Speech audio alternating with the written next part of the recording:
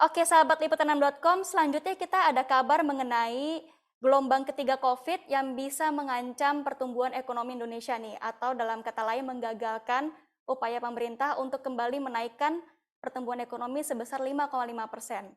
Sudah ada bersama kita reporter bisnis liputan6.com Arif Rahman yang melaporkan langsung dari lapangan. Halo Arif. Halo Ratu, Baik selamat Arif, siang. selamat siang. Bagaimana kabarnya Arif hari ini? Alhamdulillah baik Ratu. Bagaimana Ratu Alhamdulillah. kabarnya? Alhamdulillah baik juga. Sekarang Arif berada di mana nih? Saya ada di tempat sekitar ruko-ruko gitu sih Ratu. Jadi ini tempat yang memang dekat sekitar sini yang memang jadi salah satu sentra kehidupan ekonomi masyarakat sekitar. Hmm. Apakah para warga ini juga merasakan dampak ya dari ancaman gelombang ketiga? Sekarang kan sudah mulai dilonggarkan lagi ya PPKM ya. Tapi kalau misalkan ada ancaman gelombang ketiga, ada ketakutan akan diperketat kembali. Bagaimana tuh tanggapan para warga? Kalau misalkan boleh saya mundur ke belakang dulu, sebetulnya ancaman ini mirip-mirip dengan ancaman gelombang kedua waktu Juli-Juli lalu ya Ratu ya. Nah, Iya, eh, pada saat itu ekonomi mulai mulai berjalan, bahkan sudah ada wacana berbicara soal new normal, tapi uh, virus COVID ini varian Delta khususnya dia mengancam untuk pembatasan dan akhirnya pemerintah melakukan pembatasan seperti itu. Dan ini sangat berdampak pada warga-warga ya kasarnya, bahkan ada yang beranggapan bahwa ini harusnya kita udah harus melakukan kegiatan ekonomi tapi dibatasi lagi begitu. Nah, ancaman itu uh, dari beberapa warga dan dari beberapa pelaku usaha, mereka beranggapan bahwa hal yang sama. Jadi ada beberapa pihak pelaku usaha yang memang dia menahan dulu untuk melakukan kegiatan ekonominya begitu. Bahwa dampak dari gelombang kedua pun itu masih belum selesai ya, karena belum sepenuhnya dilonggarkan oleh pemerintah untuk kegiatan-kegiatan ekonomi. Ini terlihat juga pada belakang saya beberapa waktu lalu ini cukup sepi dan banyak saya hitung sekitar ada 10 ruko di sini, dua atau tiganya itu sampai sekarang masih tutup.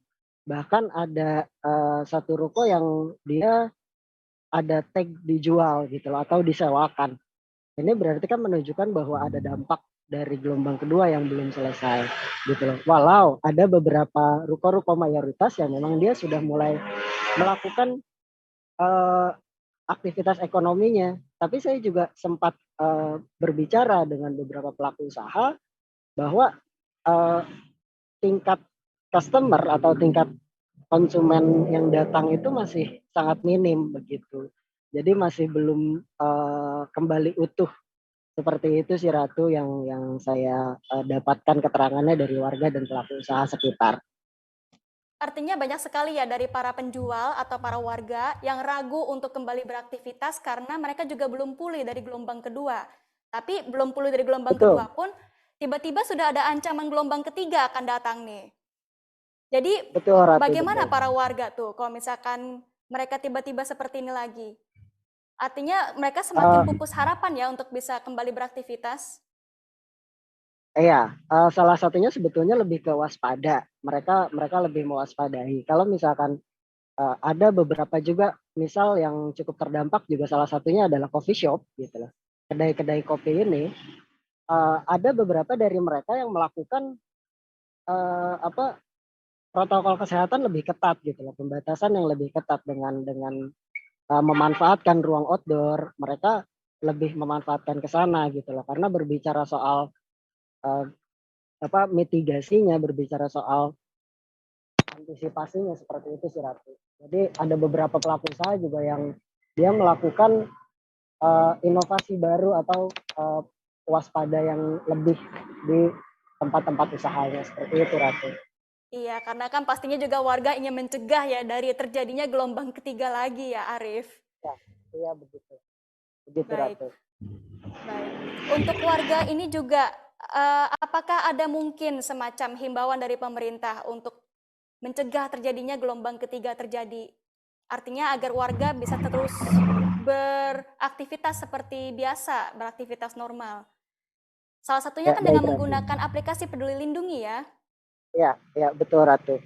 Dari pemerintah sendiri sampai sekarang masih berbicara soal mendorong tingkat vaksinasi, kemudian soal protokol kesehatan, masker, cuci tangan, dan tadi penggunaan aplikasi Peduli Lindungi untuk beberapa pelaku usaha dengan skala yang cukup besar atau skala menengah gitu loh. Mereka sudah mulai melakukan itu, sudah mulai menerapkan itu. Dan beberapa sentra juga itu jadi salah satu andalan untuk proses tracking selanjutnya begitu. Kalau untuk sektor, kebanyakan sektor apa memangnya yang terdampak dari gelombang kedua sebelumnya? Oke, kalau misalkan boleh berbicara sektor, mungkin saya dari pantauan saya di lapangan, kebanyakan sektor kuliner salah satunya yang jadi terdampak ya.